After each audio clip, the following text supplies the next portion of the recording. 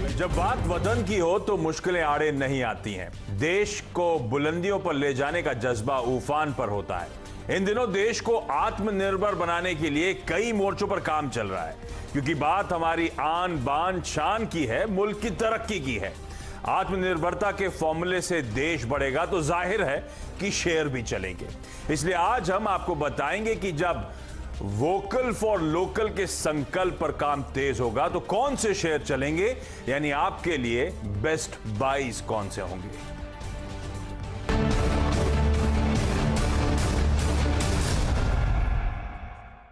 हाँ, तो आपने नोटिस करा होगा पिछले कुछ दिनों से आत्मनिर्भर भारत, गो देसी, make in India, vocal for local, ये सब की थीम्स के तौर पे उभरते हुए नजर आ रहे हैं। सब इन पे फोकस कर रहे हैं। सरकार की पॉलिसीज इस तरफ चैनलाइज होती हुई नजर आएंगी आपको। मूड सेंटिमेंट्स इनके फेवर में जाता हुआ नजर आ रहा है। तो ऐसे में जब पॉलिसीज हैं, डायरेक्शनली हमें पता है हालात क्या होने वाले हैं, किन कंपनीज को इंपैक्ट होने वाला है, तो उस पूरे पॉकेट में से कुछ बेहतरीन स्टॉक्स हाईलाइट करने का आज हमने सोचा। और ध्यान रखें, मेरे आने से पहले हर्षदा मुझे पिन पॉइंट भी कर रही थी, मैं मिस आउट कर गया था। ये दरअसल आत्मनिर्भरता वीक भी हम सेलिब्रेट कर रहे हैं, तो पूरा मूड माहौल वैसा ही था। तो ऐसी कौन सी कंपनीज जब हम वोकल फॉर लोकल को पुश देंगे पॉलिसीज के जरिए, मूड सेंटिमेंट के जरिए, तो कौन कौन सी कंपनीज हमारे पोर्टफोलियो में होनी चाहिए, वो हाईलाइट करने की कोशिश है। और इंडिपेंडेंस डे के मौके पर पूरी सीएनबीसी आवाज की टीम दरअसल आपकी मदद करेगी। जरा स्क्रीन पे सबको दिखाइए, कुछ यहां पर, कुछ दिल्ली में, तो देश के कोने कोने से हम आपकी मदद करने वाले हैं। नीरज जी, टीम ठीक है ना? क्योंकि इस समय सब इसी की बात करने वाले हैं। स्वच्छता पखवाड़ा भी चल रहा है, इसलिए अपने पोर्टफोलियो को क्लीन भी करना है। तो अभी क्लेंजिंग तो गंदे स्टॉक निकाल के अच्छे स्टॉक एक्सरसाइज भी करें। ठीक है, और बेहतरीन फंडामेंटल्स वाले स्टॉक्स हम लोग हाईलाइट करेंगे। बहुत सारे लोग हैं, शुरुआत कौन कर रहा है? आप कर रहे हो क्या? मैं कर देता हूँ, चलिए। हाँ, फटाफट नंबर। एक और इंटरेस्टिंग, हम लोग सब स्टॉक्स हाईलाइट करने वाले हैं। शेयर सर भी आपको आपकी स्क्रीन पे नजर आएंगे। आत्मनिर्भर भारत से डिपेंडेंट एक म्यूचुअल फंड पोर्टफोलियो, जहां पे ऐसी ऐसी कंपनियां हैं जो इस पुश का फायदा मिलेगा और आप म्यूचुअल फंड के जरिए उस पुश को खेल सकते हैं, तो वो शेयर सर हाईलाइट करेंगे आगे। Okay, good. तो एक स्टॉक आप कंप्लीट पोर्टफोलियो, म्यूचुअल फंड भी, गोल्ड भी जोड़ लेते हैं। गोल्ड नहीं, चलिए। मेरी चैनल पे हमेशा स्ट्रेटजी रही है, अभी भी गिरावट पे मीनिंगफुल करेक्शन में एंट्री पाने के मौके ढूंढिए। वो थंब रूल है, 20% होना ही चाहिए। क्या? गोल्ड पोर्टफोलियो में तो आपका मतलब ये 20% के अलावा ये माल सारा हो जाए आपकी मोटी 50%। ये थंब रूल सिर्फ उन लोगों के लिए काम करता है जो शादीशुदा नहीं है। स्टॉक पे आइए। चलिए, स्टॉक जो हमने सुबह बताया था RVNL, उसी को मैं रिपीट कर रहा हूँ, इसलिए क्योंकि इसमें खास दिन भी है। जो पूर्व प्रधानमंत्री अटल बिहारी वाजपेयी भारत रत्न थे, उन्होंने 2002 को लाल किले की प्राचीर से ऐलान किया था कि हम एक ऐसी योजना बनाना चाहते हैं, कि ऐसी कंपनी बनाना चाहते हैं जो रेलवे इंफ्रास्ट्रक्चर का काम करे। तो 2002 की उस अनाउंसमेंट के बाद जो NRVY थी, उसके परिणाम स्वरूप ये कंपनी बनी RVNL। और बहुत पुराना इतिहास नहीं है इसका।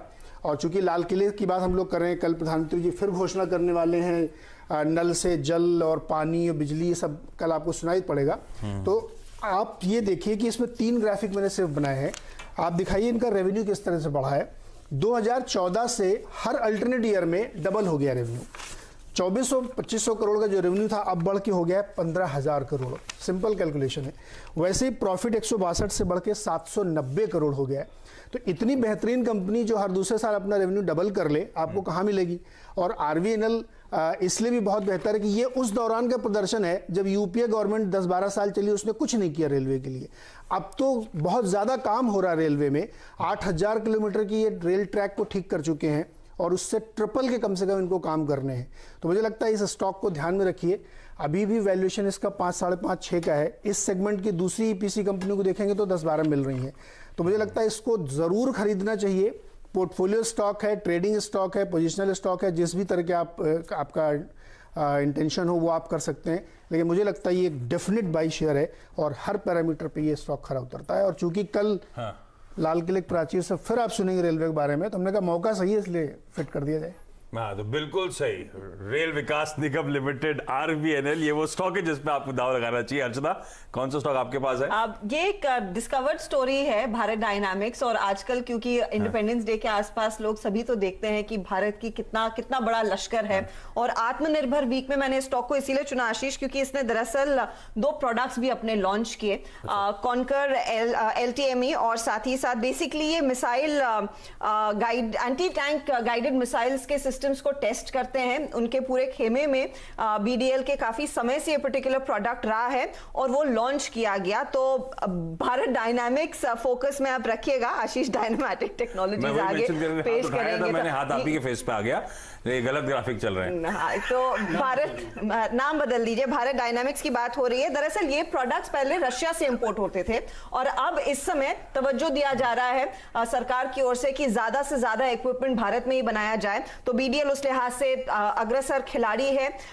याद रखिएगा, missiles, torpedoes, allied defence equipment के कारोबार में है। और कंपनी के मैनेजमेंट ने जो हाल ही में CNBC आवाज से बात की, उन्होंने कहा कि देखिए कई सारे ऑर्डर्स इनके हाथ इसी साल लगते हुए दिखाई देंगे। तो अगले 2 से 3 सालों में जो इनकी ऑर्डर बुक है वो करीब 20 से 25 हजार करोड़ की हो जाएगी।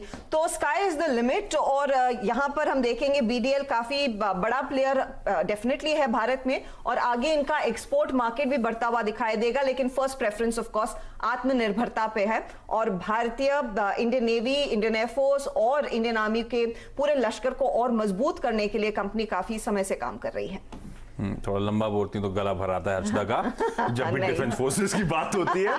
लेकिन ये फैक्ट है कि इस समय आत्मनिर्भर वो उस पे फोकस में सबसे पहले डिफेंस की बात करी जा रही है। तो सबसे पहले ये पॉकेट जो है शायद आउट परफॉर्म, और देख भी रहे हैं सालों बाद HAL का स्टॉक लिस्टिंग के बाद सब कुछ अच्छा था।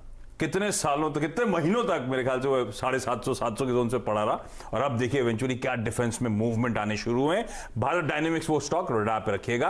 प्रदीप, कौन सा स्टॉक? तो मेरा स्टॉक उस सेक्टर से है जिसके बारे में कहा जा रहा है कि आने वाले दिनों में आत्मनिर्भर होने के साथ साथ हम बड़ा एक्सपोर्ट भी कर पाएंगे। केमिकल, स्पेशलिटी केमिकल से खड़े हो। आरती इंडस्ट्रीज मेरा स्टॉक है। थोड़ा सोशल डिस्टेंस मेंटेन किया जा रहा है। थोड़ा उधर हो यार। ये बात भी आप सुनेंगे 15 अगस्त को कि सोशल डिस्टेंसिंग बहुत जरूरी है ताकि ये अनलॉक चलता रहे और हम लोग इसी तरह से एक स्टूडियो में साथ में शो करते रहे, जैसे कि हम करना भूल गए थे घर से काम कर कर। तो वापस आता हूं मैं। आरती इंडस्ट्रीज की बात हो रही थी, और ये स्टॉक स्पेशलिटी केमिकल से है। पिछले दिनों में हमारे यहाँ जितने भी बड़े निवेशक आए हैं उन सभी ने आपसे कहा है, फंड मैनेजर्स हो, इवन FIs हो, कि केमिकल वो सेक्टर है जो आगे आने वाले दिनों में IT फार्मा की जगह लेगा, जिसमें भारत की एक पोजीशन बनेगी। और जाहिर तौर पे जो देश को आत्मनिर्भर बनाने की बात इस समय की जा रही है सरकार की ओर से, मोदी जी का जो एक फेवरेट थीम है, खासतौर पे चीन के साथ जो हमारी झड़प हुई उसके बाद ये जो केमिकल कंपनीज हैं, और इसमें आरती भी शामिल है, इनका कंपटीशन सीधे तौर पे उसी इंपोर्ट से होता था जो चीन से माल आ रहा था। और जब वो बंद हो रहा है और उसकी जगह आपको मौका मिल रहा है, तो वहां से जाहिर तौर पे इनके लिए एक फायदे का सौदा है। लेकिन एक और बात हो रही है बहुत ही इंटरेस्टिंग, आपने दुनिया भर के कंपनियों का एक स्टेटमेंट सुना होगा। आजकल वो लोग क्या कहते हैं कि आउटसोर्सिंग करनी है तो चाइना +1 करेंगे, यानी चाइना आप बंद नहीं कर सकते, आपका बहुत सालों का रिलेशन है, लेकिन एक ऑप्शन तुरंत ढूंढ लो और धीरे धीरे उससे ज्यादा माल खरीदो। तो वो जो +1 वाला सेगमेंट है वो भारत में खुल रहा है, और भारत की जो केमिकल कंपनीज हैं वो उस +1 को लीड करती हुई नजर आ रही हैं। इसलिए आरती इंडस्ट्रीज आपके लिए वो स्टॉक है जो यहां से शानदार कमाई करा के देगा। बिल्कुल। तो एक और इंटरेस्टिंग प्ले आरती इंडस्ट्रीज, इसको रडार पे रखिएगा आप लोग। यतिन, एक स्टॉक और लेकर आए। यतिन, कौन सा स्टॉक है आपके पास? तो कुछ जो हर्षदा ने कहा उस बेसिस पे अशोक लेलैंड मेरा आज का स्टॉक है। वोकल फॉर लोकल थीम तो है ही, क्योंकि अशोक लेलैंड का एक बहुत बड़ा हिस्सा जो है वो आता है डिफेंस से, वहां के रेवेन्यूज से। कंपनी जो है ट्रांसपोर्टेशन ट्रक्स से लेके आर्मर्ड व्हीकल्स बनाती है, एम्बुलेंसेस बनाती है आर्मी के लिए, जो कि काफी इंपॉर्टेंट हिस्सा है कंपनी के बिजनेस का। इसके अलावा हमने ये देखा है कि जो उनका कोर ट्रक्स का बिजनेस है वहां 70 से 80% का वॉल्यूम में डिक्लाइन आया है, क्योंकि लॉकडाउन के चलते ट्रक्स की बिक्री नहीं हुई है। लेकिन अगर आप लेटेस्ट ब्रोकरेज रिपोर्ट्स पढ़ लें, कंपनी की कॉन्फ्रेंस कॉल की कमेंट्री देख लें, तो अगले 2-3 क्वार्टर्स के बाद एक बड़ी रिकवरी आ सकती है वॉल्यूम्स में। इनफैक्ट CLSA का अजम्पशन ये है कि FY 21 से FY 23 यानी आने वाले जो 3 साल हैं वहां 35 से 37% की कंपनी की वॉल्यूम में ग्रोथ हो सकती है कमर्शियल व्हीकल सेगमेंट की। लेकिन अगर आप इनके डिफेंस प्रोडक्ट्स और डिफेंस पोर्टफोलियो देखें, एक्सपोर्ट मार्केट्स देखें, तो वो काफी हद तक काफी मैच्योर बिजनेस वो कर रहे हैं, काफी सारी बिडिंग्स वो करते हैं।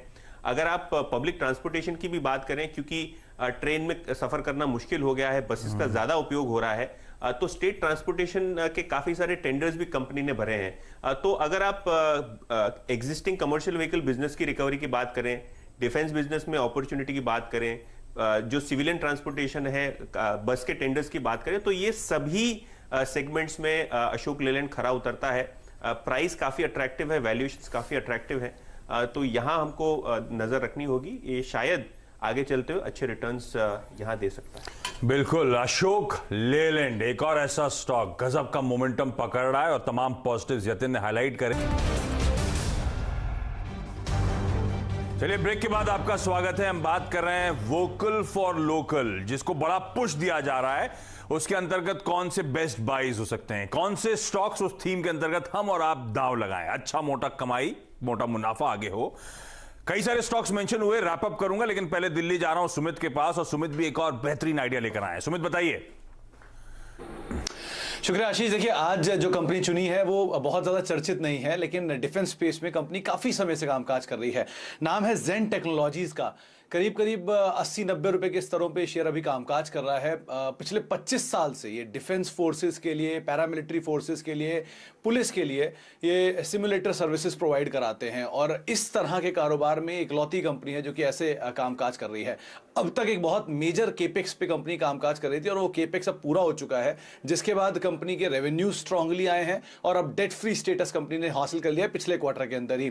2-3 आंकड़े सबसे पहले देखें आप इसके रेवेन्यूज के नंबर्स। करीब 39 करोड़ का रेवेन्यू था FY18 में, जो कि FY19 तक आते आते 3 गुना हुआ, 92 करोड़, और अब 150 करोड़ हुआ। तो यानी कि वहां से 5 गुना बढ़ चुका है FY18 से लेकर अब तक। मुनाफा वाइज भी, जहां 20 लाख का मुनाफा FY18 में आता था, FY20 तक आते आते वो मुनाफा करीब 61 करोड़ का कंपनी पहुंचा चुकी है। तो जिस तरह का क्वांटम जंप हुआ है स्टॉक के इनके प्रॉफिटेबिलिटी में, वो स्टॉक में भी रिफ्लेक्ट कर रहा है। शेयर अपने 52 वीक्स हाई पे कामकाज कर रहा है, लेकिन अभी भी अपने ऑल टाइम हाई से काफी नीचे कामकाज करता हुआ दिखाई पड़ रहा है। वैल्यू वाइज 16 के मल्टीपल पे शेयर अभी भी है। 36% के ऑपरेटिंग मुनाफे को कंपनी कमांड करती है, जो कि अपने आप में सेक्टर में काफी अच्छा ऑपरेटिंग मुनाफा देखा जा रहा है।